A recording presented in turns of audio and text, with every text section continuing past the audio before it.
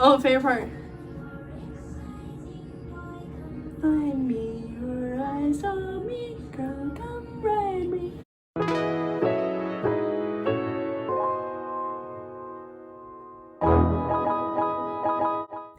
Good morning, everyone. I know this is a really informal introduction here.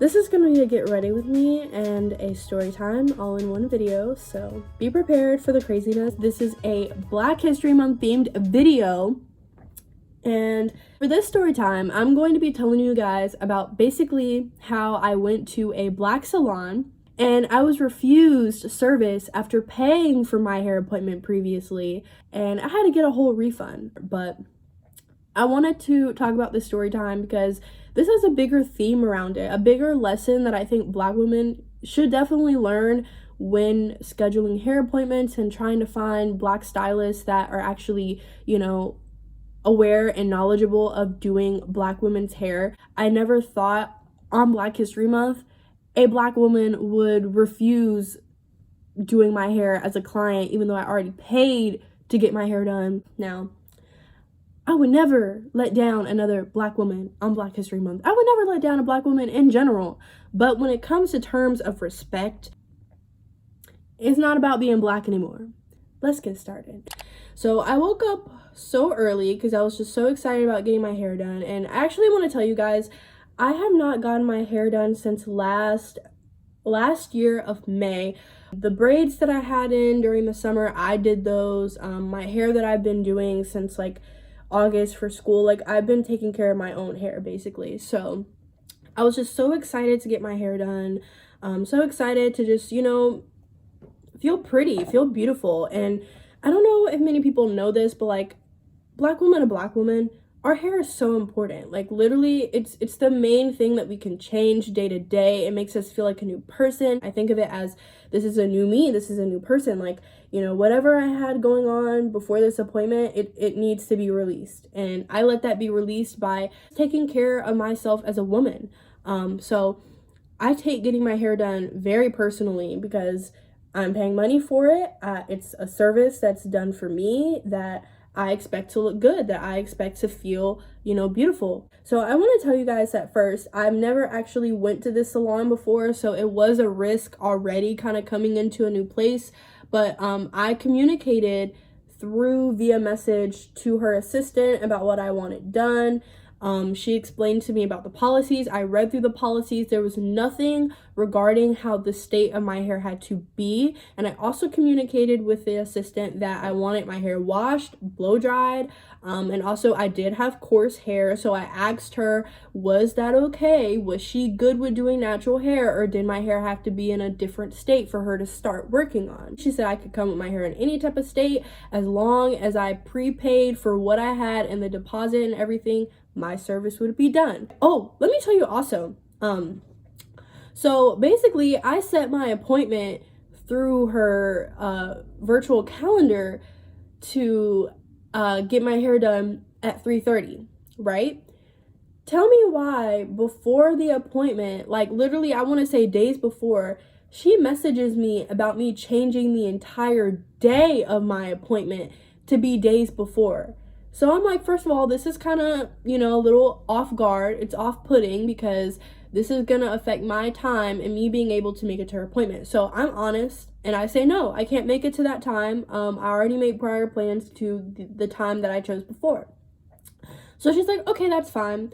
So then she texts me another time. I want to say this is like maybe 2 days or a day before my appointment, saying, hey, can it be at 3 instead of 3:30 because like of this and this? And I'm like,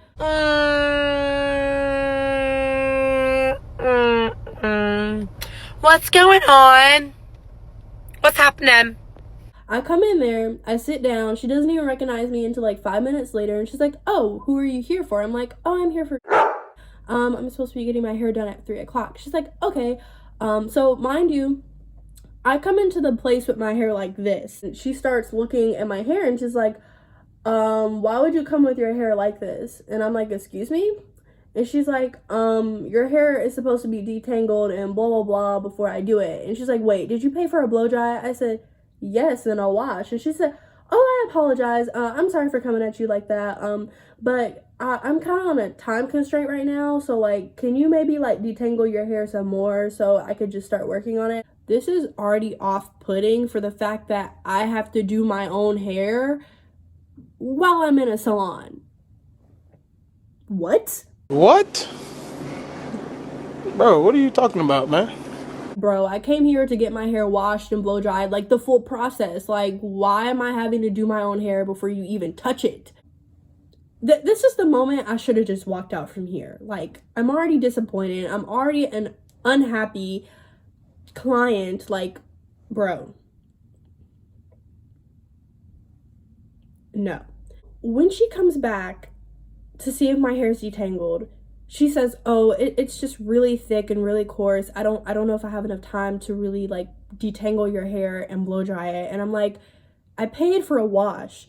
Why would I need my hair to already be in a straightened out state for you if you're going to wash it and blow dry it? You're gonna have to detangle it when you wash it. My hair is not just going to be detangled when it's wet. Like, I don't understand. And she's like, oh, I get that, but, like, I don't even have a towel to wash your hair. Like, I don't even have, like, anything to wash your hair with. And I'm like, no ma'am. No ma'am. No ma'am. first of all, any hairstylist that tells you they don't think they'll have enough time to do something does not value your time and value you as a customer. Because if I already prepaid for something and you're talking about how you don't have time to do something, sis, you need to make time for it. I already paid for my appointment, and that comes a part of being respectful of other people's time. So she's like, I'm gonna try to blow dry it, but if it's just too much for me to do, then we're gonna have to reschedule your appointment or cancel it. She turns on the blow dryer. She doesn't even have an attachment to our blow dryer. She literally only has a comb. And I'm thinking, how can you detangle anything with a comb? You're making the job harder for yourself. Come on now. Really? She only does this small chunk back here. And she's like, yeah, I'm not going to have enough time to do your hair. We're going to have to reschedule, or you could just get your hair done by someone else. So I'm like, yeah, I don't want to get my hair done here. I feel very uncomfortable. So she leaves out of her salon, walking in circles, talking to her assistant outside, and I start to get frustrated. I'm just like, bro, like, none of this has turned out the way that I want it to be, and it's not even an issue on my end. Like, it's a you problem in the miscommunication. After she is done walking around in circles, talking to her assistant, she gives me the phone, and I'm talking to the assistant. I'm like, hey. And she replies saying, yeah, I'm sorry for the miscommunication. What I can do is come down there and wash and blow dry your hair for you. And I'm like, okay, so how long am I gonna have to wait for you to come down here, because this is wasting my time? And she's like, oh, I can be down there as soon as possible. But I'm so sorry for the miscommunication, blah, blah, blah. And I'm like, yeah, I should not be being told that my hair is too coarse for her to detangle and to do when I paid for the service for it to be blow dried and to be washed. And let me emphasize, if someone offers wash and blow dry, it is right to assume that they have knowledge on working with different conditions of hair. And if they don't offer the service.